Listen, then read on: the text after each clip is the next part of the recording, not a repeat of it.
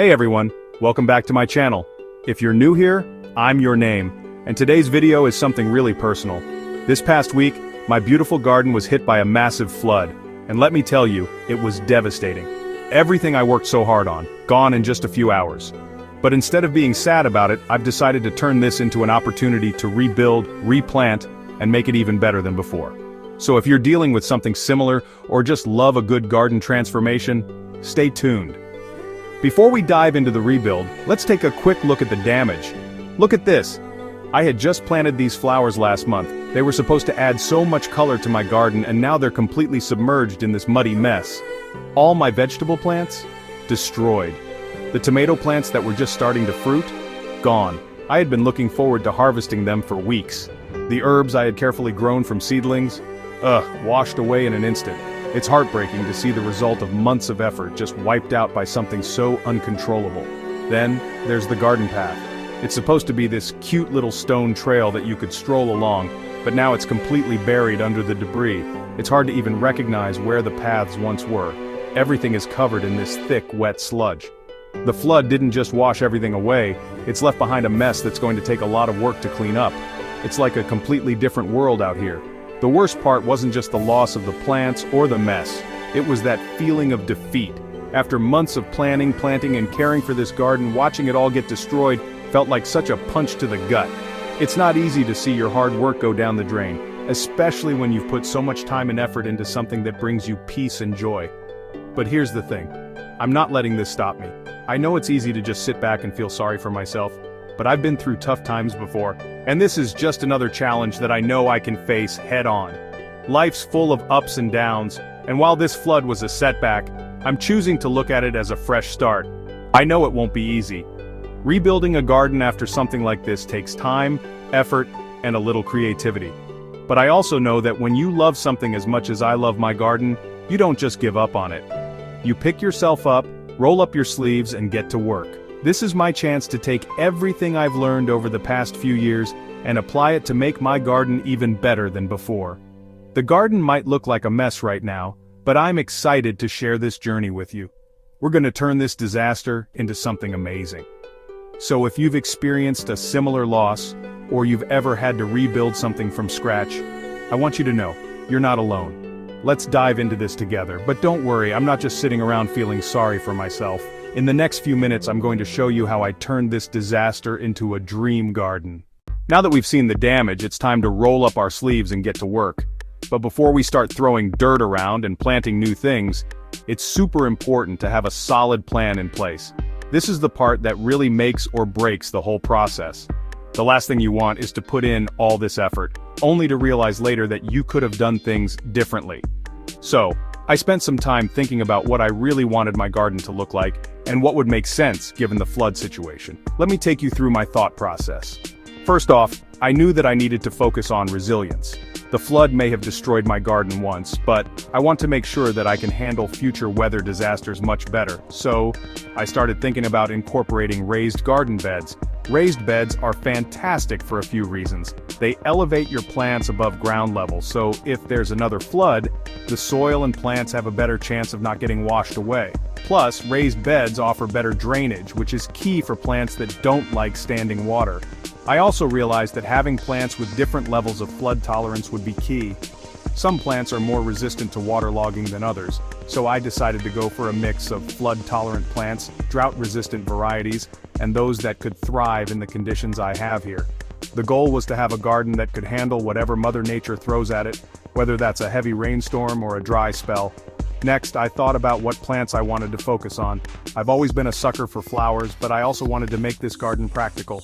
So, I decided to create a balance between flowering plants and edible plants. I'm talking about vegetables like tomatoes, cucumbers, and peppers, as well as some herbs like basil, mint, and thyme. I thought it would be amazing to have fresh veggies and herbs just a few steps away from my door. Plus, who doesn't love the idea of growing their own food, right? But I didn't just want to go back to what I had before. I wanted to make this garden better, more interesting, and more sustainable. So, I researched plants that were native to my area. Native plants are great because they're already adapted to the local climate and soil, and they require less water and care than non-native species. This would be a win for both my garden and the environment. Then, I got to thinking about design. A garden isn't just about the plants, it's about how everything fits together. I wanted to create a space that felt peaceful and inviting, somewhere I could relax and enjoy the fruits of my labor. So, I decided to add a cozy seating area right in the middle of my garden. A couple of chairs, maybe a small table, and a nice shade structure where I can unwind after a long day. There's something magical about sitting in your garden, surrounded by the beauty you've created. I also wanted to add a touch of water to the garden, maybe a small fountain or a pond. The sound of running water is so calming, and I've always wanted a little water feature in my garden. It'll not only enhance the aesthetic, but it will also attract birds and other wildlife, which is a great bonus. Lastly, I thought about color. I didn't want everything to just be green. I wanted pops of color, so I decided on a mix of vibrant flowers and foliage to add energy to the space. Reds, yellows, purples, things that will make the garden feel alive and full of energy. Now that I had my design in mind, it was time to gather the materials. I knew I'd need soil, compost, mulch, wood for the raised beds, and of course plenty of plants. But instead of rushing out to buy everything all at once, I took my time. I wanted to make sure that I was choosing the best quality items that would last and give my plants the best chance at thriving. I'll be honest with you, planning was a huge part of this process, and I'm really glad I took the time to think everything through. It's easy to get excited and jump into the rebuilding process without a clear idea of what you want. But trust me, it makes all the difference when you have a solid plan. So now that we've got the blueprint, it's time to start making it all happen. Let's get our hands dirty.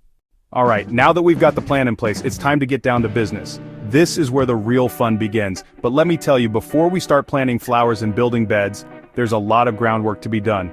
The garden might look like a disaster right now, but with some elbow grease and a little creativity, we're going to turn this space into something beautiful. Let me walk you through the process, step by step. First things first, cleanup. This was honestly one of the toughest parts. After the flood, my garden was covered in debris. Mud, broken branches, leaves, and dead plants everywhere. It wasn't just about tidying up, it was about creating a clean slate to work with. I grabbed my gloves and started pulling up the plants that didn't survive the flood. Honestly, it was a little sad to see them go, but they weren't coming back, so I had to make room for new growth. Next, I took a rake and started clearing out the leaves and any small branches that had fallen during the flood. I didn't want anything in the way when I started replanting. As I cleaned up, I also noticed a few spots where the soil had settled too much. I needed to loosen it up and make it easier for my new plants to establish their roots. A little aeration goes a long way, so I grabbed my garden fork and dug into the soil to fluff it up a bit. This also helps to break up any clumps that may have formed after the floodwaters receded. Once the garden was cleared of debris, it was time to tackle the raised beds. I had planned to use these to give my plants a better chance of surviving future floods, so I was super excited to get these going. I went ahead and picked up some pressure-treated wood from my local hardware store, which is perfect for outdoor use because it can withstand the elements. Building the raised beds wasn't too difficult, but it did require a little patience. I had to measure and cut the wood to size, then assemble the pieces to create sturdy boxes. I made sure to leave enough space between each bed for easy access, so I won't have to step on the plants while I'm tending to them. I'm a big believer in practicality, so making sure the design worked for me in the long run was key. After getting the raised beds in place, it was time to fill them with soil. I decided to go with a mix of garden soil, compost, and some well-rotted manure to give my plants the nutrients they need to grow strong. Filling the beds took a little time, but as I saw the soil pile up, I could already imagine the veggies and flowers I'd be planting. It felt like I was one step closer to making this garden a reality again. Now that the hard labor was done, it was time for the fun part, planting. I was so excited to finally start adding new life to the garden. I began by placing my plants where I wanted them before actually planting them in the ground. This way, I could make sure everything was in the right spot.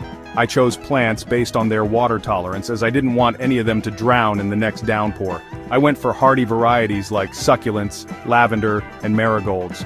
Plants that can handle a little extra water but also do well in dry conditions. I also mixed in a bunch of vegetables, tomatoes, cucumbers, and peppers, and some herbs like basil and mint. I wanted to have a garden that was not only beautiful to look at but also functional.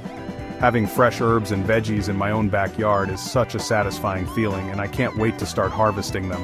As I was planting, I made sure to water everything gently but thoroughly. It's important to give your plants a good drink right after planting so their roots can settle in. I also added a layer of mulch around each plant to help retain moisture and keep the weeds at bay. And of course, I couldn't resist adding a few decorative touches. I added some fairy lights along the edges of the garden and placed a few cute garden gnomes and statues to give the space some personality. A garden isn't just about the plants, it's about creating an environment that feels good to be in. It was a lot of hard work, but as I stood back and looked at everything coming together, I couldn't help but feel proud. It wasn't perfect yet, but the transformation was already starting to show. The hardest part was behind me, and now I could finally see the vision I'd been working toward. But this is just the beginning. There's still so much more to do, and I'm excited to watch this garden grow over the coming months. So stay tuned, because the best part is yet to come. Let's keep going. Next, we'll talk about the final touches and how the garden is looking now. Alright folks, we've made it to the final stage, the big reveal. After all that hard work, planning, and a whole lot of digging, building, and planting, my garden is finally coming together. I can't even begin to tell you how satisfying it feels to look out and see everything starting to bloom and grow again. From the devastation of the flood to this beautiful new space, it's honestly hard to believe it's the same garden. Let's take a look at how everything's turned out. First, let's talk about the raised beds. I was a little worried at first about how they'd turn out, but they've worked out better than I could have imagined. The veggies I planted, tomatoes, cucumbers, peppers, are thriving. They're already showing signs of growth, and it's been so rewarding to see them coming back to life. I can already picture those plump tomatoes ready to be picked, and I can't wait to harvest some of the fresh veggies for my meals. It's so nice to have this little oasis of fresh, homegrown food just outside my door. I also added some herbs, basil, mint, thyme, and rosemary, which not only look great but smell amazing. I love the idea of stepping out into my garden and grabbing a handful of fresh herbs to throw into a dish. It really makes cooking feel special, you know? Plus, these herbs are perfect for attracting pollinators like bees and butterflies, which is a huge bonus for any garden. Now let's talk about the flowers. I added a mix of vibrant blooms to give the garden a pop of color. Marigolds, sunflowers, and lavender are adding some serious charm and life to the space. I'm particularly in love with the lavender. It smells amazing, and the bees seem to love it too. The colors are bright and inviting, making the garden feel like a warm, welcoming space. And can we talk about the seating area for a second? It's exactly what I envisioned. Cozy, relaxing, and just the perfect spot to unwind after a long day. I've got a couple of chairs placed in a quiet corner, surrounded by plants, flowers, and a little decorative table. The best part is that the seating area is right in the middle of the garden, so you're literally surrounded by all the beauty you've created. There's something so calming about sitting in your garden, taking in the sights and smells of all the plants you've nurtured. It's like being in your own little peaceful paradise. Speaking of peace, I'm loving the water feature I added. It's a small fountain, but it adds such a calming vibe to the garden. The sound of water trickling is so soothing, it really brings the whole space together. And I can already see how it's attracting birds, which is such a nice touch. The garden feels more alive now, and it's amazing to see how quickly wildlife is starting to return. As for the design, everything just flows so beautifully. The raised beds are perfectly spaced, and the pathways are easy to navigate. I made sure to leave enough room between the plants so I can walk through and tend to everything without stepping on the soil or plants. Everything feels so much more organized and intentional now, which is exactly what I wanted. But here's the best part. This garden isn't just pretty, it's functional. I've created a space where I can grow my own food, relax, and reconnect with nature. It's the perfect balance of beauty and practicality. The flood may have destroyed my previous garden, but this one is built to withstand whatever comes next. The raised beds, the drought-resistant plants, and the smart design will help me keep my garden flourishing no matter what the weather throws at us. Honestly, looking at this garden now, I feel so proud of what I've accomplished. It wasn't easy, but every minute of hard work paid off. The garden that was once a muddy disaster has been transformed into this stunning, functional space. And the best part is that it's only going to get better from here. If you're dealing with something similar, whether it's a flood, a storm, or any kind of setback, I want you to know that it's possible to bounce back. Sometimes things fall apart so that they can come back even stronger. Rebuilding this garden has taught me so much about resilience, patience, and the power of starting fresh. If you've ever had to rebuild something, whether it's a garden or anything else, drop a comment below. I'd love to hear your stories and how you've turned setbacks into comebacks. Thank you so much for watching. I hope this video inspires you to tackle your own garden project, or anything else you've been thinking about starting. Don't forget to like, subscribe, and hit the bell icon so you won't miss any of my future videos. I've got more garden updates and home improvement projects coming your way. Until next time, keep growing, keep learning, and take care.